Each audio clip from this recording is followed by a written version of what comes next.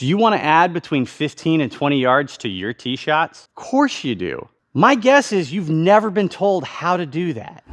I'm the golf tycoon, TyKoon, and today I'm going to show you how stack and tilt actually helps you generate speed and power. If you've ever tried stack and tilt in the past and you feel like you don't swing the club very fast, it's not that you were doing it wrong, it's just that you were never taught these parts. So where does power come from? A lot of people nowadays would tell you that it comes from the ground, that you can't hit it far unless you're really pushing into the ground and then the ground pushing you back up and trying to maximize your vertical ground reaction forces. They make the claim that if we were standing in a rowboat, we wouldn't be able to swing the club very fast, or if we were standing on ice. Is anybody watching a hockey player? Slap shots leave the stick really fast because they understand how to move their arms around their body on an arc, maximize the load into the shaft to create stick velocity and therefore hit pucks that travel in extremely fast speeds. Stack and tilt doesn't believe that you have to maximize your vertical forces. Maximizing ground reaction forces don't do anything for you except put your spine in an unsafe position. If you want to know more about why they do, check out this video right here. Golfers generally believe speed in the wrist is created through a term that we call lag. Well, what is lag? Most people tell me that lag is holding the wrist angles as long as they can and then snapping them at the bottom in order to whip the club head through impact. Lag is not created by just using your wrist. Lag is created by understanding how to use your arms and your wrists together. Stack and tilt builds speed and power by transferring angular momentum around your body on an arc. There are proper sequencing of how your wrists need to move and how your body needs to move that is very safe on your body and maximizes club head speed with very little effort. So there are two main components that deal with how to generate speed more effectively. First one is learning how to use your arms and wrists from the transition to impact. It starts with understanding the order in which everything happens. There are what we call 4 power accumulators. Those are numbered in order in which they load in the backswing. Your first one is the folding and unfolding of the trail arm. Your second one is the hinging up and down of the wrists. The third one is how the club rolls behind you. And the fourth one is how your lead arm goes across your chest and away from your chest. When you understand the order in which they load and then the order in which they unload, we can tweak the order a little bit here and there to maximize club head speed. If you've ever watched a lot of world long drive champions, their wristbands look a lot different and the order looks a lot different than what you see out of some of the longest guys on tour. The reason being is long drive guys have one goal: hit it as far as you can. That means maximize the club head speed as fast as you can go, regardless of the outcome. Tour pros have to handle all 3 dynamic fundamentals. They have to hit the ball solid, hit the ground in the same spot every time. They have to hit the ball far enough to play golf, and they have to control their curve so that they don't lose golf balls and add a bunch of penalty shots. Long drive guys get to hit the grid 1 out of 8 shots. They don't have to do it every time like a tour pro. That's why the sequencing and the order matters. So in the downswing, in order to create lag, you have to get your left arm to pull down and away from your shoulders earlier. If I do that and I pull my left arm forward and I let my right arm gradually extend, well, now I'm unloading 4 and 1, 3 and 2 are still loaded. This is the big key. Lag is not just hinging up and down and holding the vertical hinge. You also have to keep the club head rolled behind you. So you have to maintain the second and the third accumulators. That's the sequencing. So when I start trying to maximize people's club head speed, they usually overload their arms. They get to the top, their arms are folded, their wrists are overhinged. And then in the downswing, these unload really early. Well, now all your speed is gone. Your arms haven't unloaded, your wrists have. Now you have no club head speed at the ball. It's all gone from here. So what I try to get people to do is do this in a proper sequencing, slow it first, and then maximize your club head speed. I want a really wide takeaway with very little wrist and arm movement, all the way back to almost chest high. And then as we get the arm to start moving more across the chest, the wrists hinge, they roll the club backwards, and the arms start pulling down while the club is actually still moving back. This is something you see out of the best golfers on the planet. Their body and arms start moving down as the club is still moving slightly back. So once you get the loading sequence down, really wide arms, as you come down, the wrists are gonna hinge back.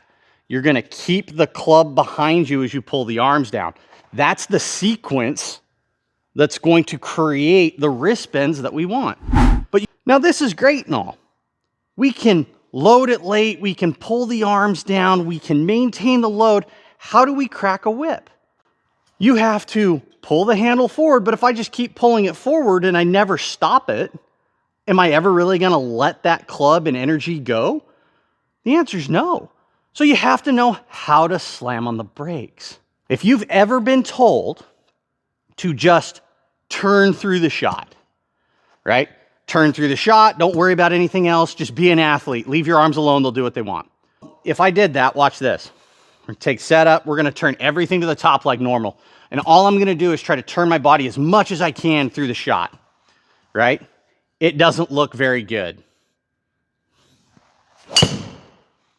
Turned a ton, I hit it pretty good.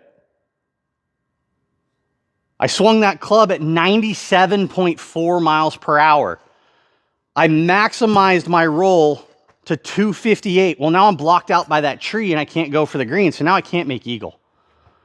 So we can't load, sequence this correctly coming down, and then just simply turn through the ball. You have to actually learn how to stop.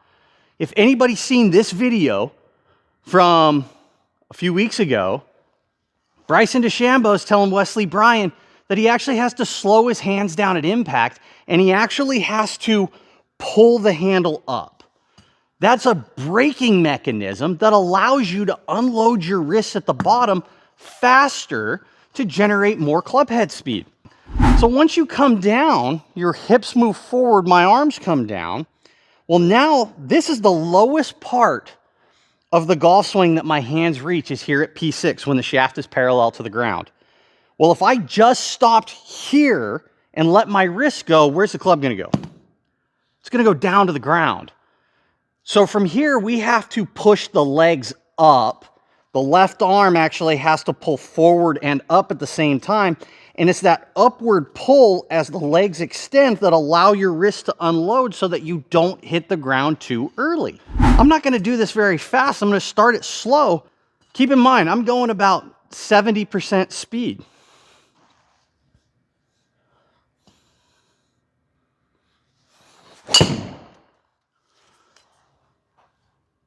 I swung it faster, but I swung slower. Less effort, less body motion. I was half a mile an hour faster. All because I learned how to maximize my sequencing. So we're gonna hit a shot here and we're gonna try to maximize our club head speed. My fastest I've ever been is 114.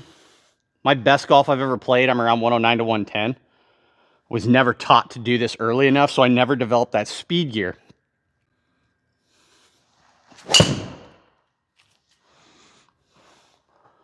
106.9, so 107 total. Carried that further. Well, now I'm at least even with that tree, and now I have a chance to go for this green in two. So once you have the sequencing down and you understand the movement, there are a couple things that we can do to try to train raw speed. First thing you could do is you can go out and look at a speed training system like the Stack system, Super Speed Golf, Mach 3 Speed. All of those are really good to build strength and speed. I like to use an alignment stick. The louder I can do this, the faster the club head's gonna move. So it teaches you how to swing the club faster. So I always tell people, I want this really loud, never out here in front. If I'm holding onto my wrist as long as I can and I'm spinning open in order to try to sling this out here, I'm not unloading and braking anything early enough to maximize club head speed. I'm actually slowing it down. So I want you to start making backswings where the club is at hip high, You're going to swing slow to hip high, or what we call P2, when the shaft is parallel. Then you're going to break your wrist behind you and pull forward and stop. Now, when I do this really slowly, it looks like this, and I'm trying to stop while that club is, or that shaft is pointing at the ground.